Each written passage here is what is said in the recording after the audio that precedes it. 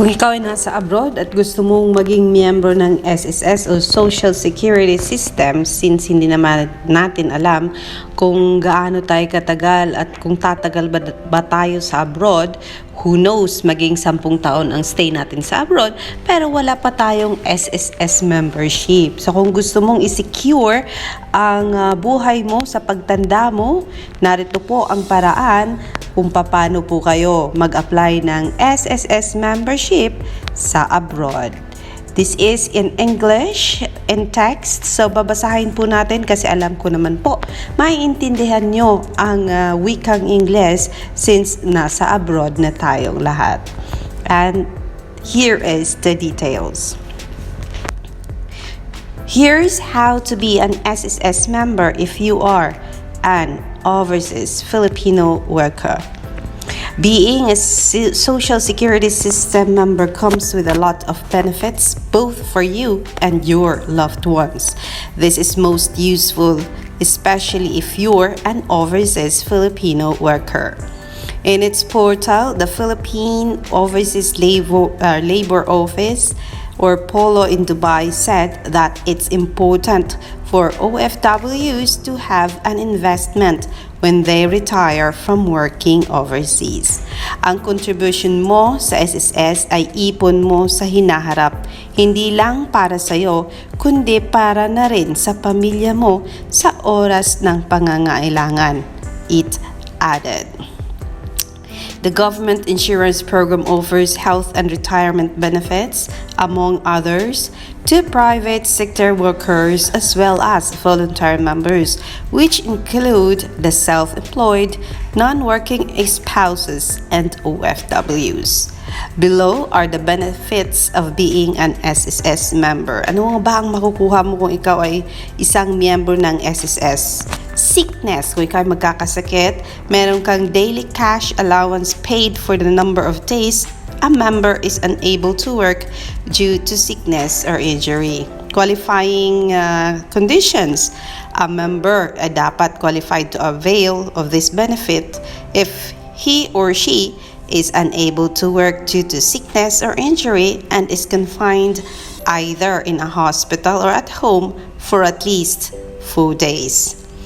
Has paid at least 3 months of contributions within the 12-month period immediately preceding the semester of sickness or injury. So, dapat meron kang 3 months na binayaran before ka pa nagkasakit sa isang whole year mo na bayaran. So, for example, nagkasakit ka ng June, dapat nabayaran mo muna ang January, February, March para magka-avail ka ng sickness benefit mo. And pangatlo po, has duly notified the SSS directly of the fact of sickness or injury. Dapat ipaalam mo sa SSS office na meron kang karamdaman. Maternity, kung ikaw ay buntis, a daily cash allowance granted to a female member who is unable to work due to a childbirth or miscarriage. Emergency termination of pregnancy. Kung meron kang kung buntis ka, manganganak ka, or nakunan ka, pwede kang maka-avail ng sickness or ng maternity pay mo. Qualification or qualifying conditions, the member has paid at least 3 months of contribution within the 12-month period immediately before the semester of her childbirth. Pero dapat, bago mo ma-avail ito, dapat bago ka manganak, nakabayad ka ng 3 months contribution mo para maka-avail ka dito. Okay. If employed, she must have given notification of her pregnancy through her employer. Kung employed ka naman daw, dapat ipaalam ng employer mo na ikaw ay buntis at ikaw ay manganganak. She must directly notify the SSS. Oo, kasi siya din daw po ang manager mo ang bibigay ng notice doon sa SSS if she is separated from employment, a self-employed or voluntary member, including OFW member. Kung ikaw ay Self-employed pala, ikaw ay self-employed voluntary member, including dito yung OFW, ipaalam mo sa SSS na ikaw ay buntis at ikaw ay manganganak. O kung ikaw ay nakunan, syempre, pakita mo yung mga medical certificate mo. Retirement, ayun, ito yung paborito ko. Ito yung pinakagusto ko dito. Lahat naman pwede kong i-avail. Pwede akong kumuha ng SSS sickness pay. Pwedeng maternity pay, pero hindi na po ako manganganak, kaya pwedeng wala muna akong maternity pay na i-claim. Pero ang pinakagusto ko dito, ito po yung retirement pay. Okay? The retirement benefit is a cash benefit paid either in monthly pension or as lump sum to a member who can no longer work due to old age. So, kung retirement pay mo na, pwede mo daw siyang i-advance. Pwede kang mag-lump sum and pwede kang mag-monthly. Kasi ang alam ko, pwede kang mag-advance advance retirement. Pero, syempre, depende yan sa bracket na meron ka. Kung kaya ba ng bracket na nabayaran mo, na pwede ka ng mag-advance retirement plan. Like, kung nabayaran mo syempre ng 10 taon, yung SSS mo. Pero kung hindi naman, nako, lump sum ang mangyari sa'yo. Types of retirement benefits. Monthly pension is a lifetime cash benefit. Kung itong pipiliin mo, hanggang sa mawalan ka ng buhay, ay meron kang matatanggap sa SSS buwan-buwan. Pero kung lump sum naman, ang gusto mo, nako, syempre, one-time cash ang matanggap mo, one-time payment granted to a retiree. The amount is equal to the total contributions paid by the member and or by his or her ERs, including interest earned. So, kung ikaw ay gusto mong lump sum kasi gusto mong bigating pera, malay mo ba, gusto mong magpatayo ng mansion kagad, bumili ng sasakyan, or kung gusto mong mag-travel around the world bago ka pa matigok or bago ka mawalan ng, syempre, hindi mo na kaya mag-travel, pwede mong kuhanin ang lump sum amount. Qualifying conditions, member must have paid at least, so ito na nga sinasabi ko, 10 years, 120 monthly contributions prior to the semester of retirement and is any of the following whichever is applicable. At least 60 years old ka and separated from employment or has ceased to be an self-employed OFW, household helper, or optional retirement. At least 65 years old, whether still employed, self-employed, working as OFW or household helper, or not technical retirement. At least 55 years old and separated from employment and has ceased to be self-employed if an underground mine worker optional retirement. Or at least 60 years old ka, whether still employed, self-employed or not, if an underground mine worker technical retirement, or a total disability pensioner who has recovered from disability and is at least 60 years old or at least 55 years old if an underground mine worker. A former retired pensioner whose monthly pension was suspended due to reemployment, self-employment, and is now separated from employment or has ceased to be self-employed. A member who is 60 years old and above but not yet 65, 120 contributions or more may continue paying as VM up to 65 years old to avail of the higher amount of benefit. Ito yung ginagawa ko, guys. I'm done paying my 120 months na SSS contributions. So, ang ginawa ko, kasi nasa abroad pa ako, pinagpatuloy ko pa rin ang pagbayad ng aking SSS. Kasi ito na nga ang nasa dulo. A member who is 60 years old and above but not 65 with 120 contributions or more may continue paying as VM up to 65 years old to avail of the higher amount benefit. So, kung gusto mo mas malaki pang matanggap mo sa pagtanda mo, continue mo lang hanggat kaya ng bulsa mo ang pagbayad ng SSS mo. At ito naman po ang pang-apat na benefit ng SSS, disability. A cash benefit granted either as a monthly pension or a lump sum amount to a member who becomes permanently disabled either partially or totally. Qualifying conditions. The member has paid at least 1 month of contribution before the semester of disability. So ito namang disability, hindi kagaya ng sickness, hindi kagaya ng maternity, na pwedeng dapat 3 months before ka magkasakit or 3 months before ka manganak, dapat may contribution kang 3 buwan. Pero dito sa disability naman ay 1 month lang before nangyari sa'yo na nagkabaldado ka.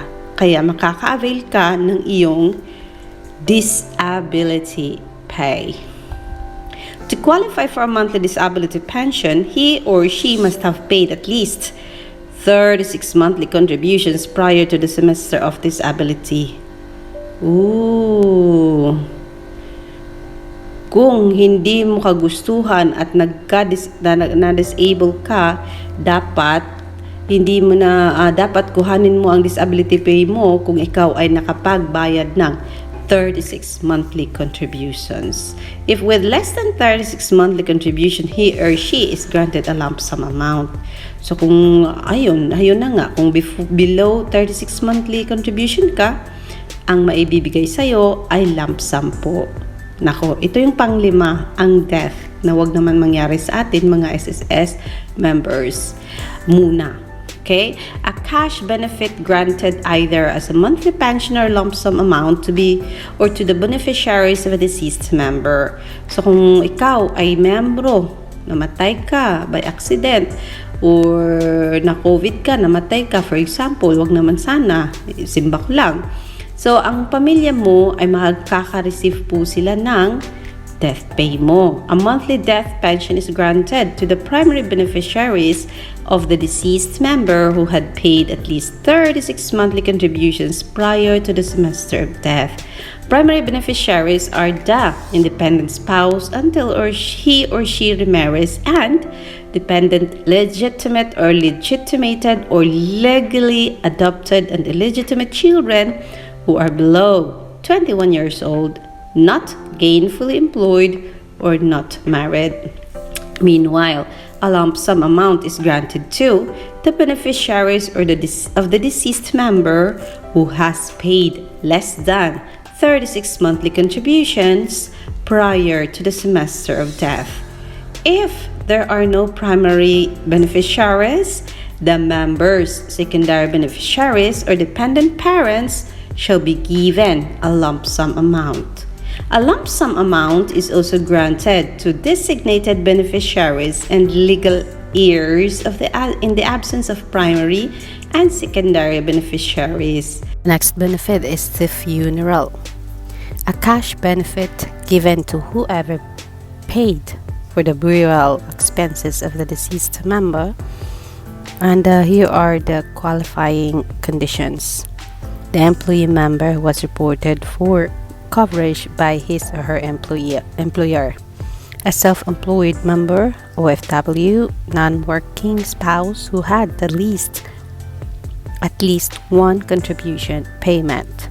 A voluntary member who was previously covered either as an employed or self-employed or OFW and had at least one contribution payment. So kung may isang contribution ka sa SSS, pwede kang makaklaim ng funeral benefit mo. Next is unemployment. Also called unemployment insurance or involuntary separation benefit. It is a cash benefit granted to covered employees, including kasambahays and OFWs, sea-based and land-based, who are involuntarily separated from employment, example, due to retrenchment or downsizing, closure or cessation of operation, installation of labor-saving devices, redundancy, and etc. How to claim this benefit? Member should not be over 60 years old at the time of involuntary separation, not over 50 if an underground or surface mine worker, and not over 55 if a racehorse jockey. Member has paid at least 36 months contribution, 12 months of which should be in the 18th period immediately preceding the month of involuntary separation. And this time, let's have a recap. Let's have a recap. The benefits of having an SSS payment are sickness pay. Next is maternity pay. The third one is retirement pay. Number 4 is disability. Number 5, death pay. Number 6 is funeral. Number 7 is unemployment. Now you know your benefits, and so let's go to how to be an SSS member if you are an OFW. If you have an existing SSS number before becoming an OFW, all you need to do is to continue paying your SSS contributions and check the box for overseas workers on the SSS form RS-5. This will change your membership to OFW. For new members, if you're not an SSS member yet, you need to fill out and submit an SSS form OW-1 or Overseas Workers Record. If you are still confused and having a lot of doubts in your brain, and for more information, please call, kung nasa UAE kayo, 971-56212-3426 or email polodubai@sss.government.ph. Again, dubai@sss.gov.ph. So yan po ang ating mga kaalamang ibinabahagi sa inyo ngayon. Paano maging SSS member, at paano mo makuha ang mga benefits mo bilang isang SSS member. Hindi lang as self-employed, as employed, as OFW, or as kasambahay. Alexander Jules, sana may natutunan ka sa ating patips ngayong hapon, and make sure na magbayad kayo ng SSS contribution nyo. Alalahanin nyo, kung may isang contribution na kayo, pwede na kayong makapag-claim ng funeral, pwede kayong makapag-claim ng sickness, pwede kayong makapag-claim ng maternity, ng retirement pay, ng death, ng disability, funeral, and the last one is unemployment pay from SSS. Alexander Jules. For more questions, pwede kayong mag-drop ng comment sa aking comment section down below, and let's get into that questions kung may panahon tayo at isang guni natin kay SSS. See you later, mga folks.